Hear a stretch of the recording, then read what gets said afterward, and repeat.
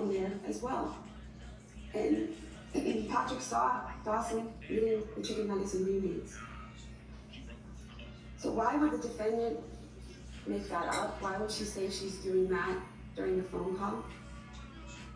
Because if she's already killed the kids because of a voice and being compelled and it being against her will and she's like a puppet, then she can't get a call and miss it and then call the person back and have a conversation and then hang up.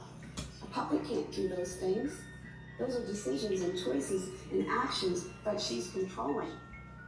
So she has to explain away the phone call because her behavior and her ability to have the phone call don't make sense if she's being compelled by her voice, if she's not in control. And you, further on that, you have the phone. You have the flights climbed. There were 2 flights climbed. You can see, you have, even with his report, you can see there were 2 flights climbed. The first ends at 5:33. So it makes sense that she has killed the kids in the basement and she has come up the stairs, and at 5:33, she's in the kitchen and she's getting the knife. And then Patrick calls. Everything she's done, everything from the research to making sure what they have, to telling him to get it, to making sure it's on stock, all of that, and he still calls her, he still interrupts her. And then she gets the knife and she goes upstairs, and she's at the top of the stairs by 5:38. So the phone calls from 5:33 to just before 5:35. So if you want to believe that the voice happened after the call, and the killing of the kids happened after the call. Between 5:33 and 5:38, she doesn't go down and come back up and come back up and come back up. There's nothing on that phone about that. And there wouldn't be enough time for her to bring those kids down to the basement and strangle each one in 3 minutes.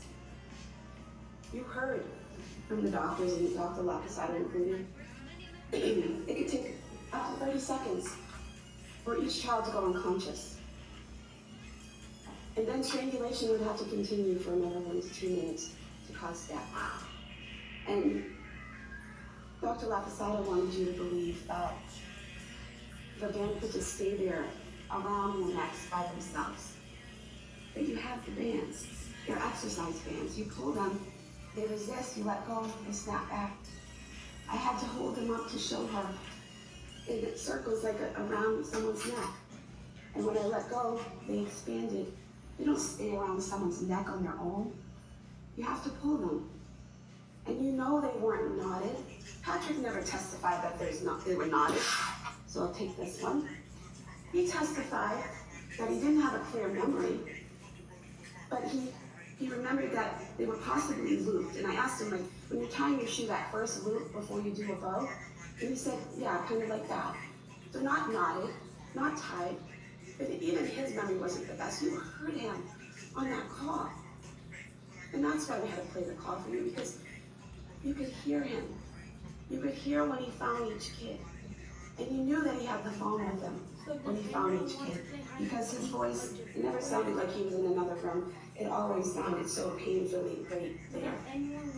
And so you know he's holding the phone and he's not untying knots. And he wouldn't have had the time to untie knots in that short amount of time. And then you have the firefighters looking in the window, seeing him with Dawson.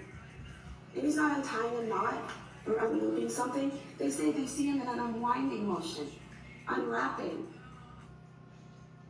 That's why you had to listen to the 911, to show that she did stand over their limp bodies and strangle them for 1 to 2 minutes after they went unconscious. Because those weren't knotted, they weren't tied. They don't just stay there on their own.